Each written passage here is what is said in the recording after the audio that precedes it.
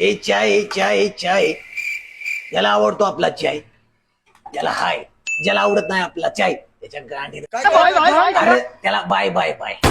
तर नमस्कार मित्रांनो, आपण आलेलो आहोत जगातील सगळ्यात फेमस चायवाले नाना चायवाले यांच्यापाशी. तर आज आपण जाणून घेणार आहोत त्यांच्या यशाबद्दल.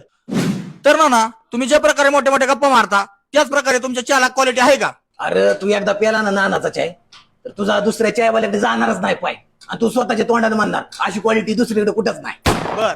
अरे लय मोठी मोठी माणसं माझ्याकडे चहा प्यायला येतात. बिल गेट, चर्च गेट, स्वर गेट, लय मोठी. अरे नाना, हे बिल गेट्स माहितीये, चर्च गेट, स्वर गेट हे कुठून आले? अरे ते बिल गेटचीच सावत्र भाव आहे. तुला लय चौकशा. मोठी माणसं चहा प्यायला येतात हे महत्वाचं. अरे तुला माझा टर्निंग पॉइंट सांगतो. आपल्या देशाचे पंतप्रधान नरेंद्र मोदी त्यांचा चहाचा गाडा माझा चहाचा गाडा समोरासमोरच. त्याच्यामुळे आमच्यात लई टक्कर चालायची, कॉम्पिटिशन. पण माझ्या चहाला क्वालिटी असल्यामुळे सगळे गिरायक मलाच. त्यांना काही गिरायकच जात नव्हतं. ते वैतागून त्यांनी तेव्हा धंदाच बंद केला, राजकारणात उतरले.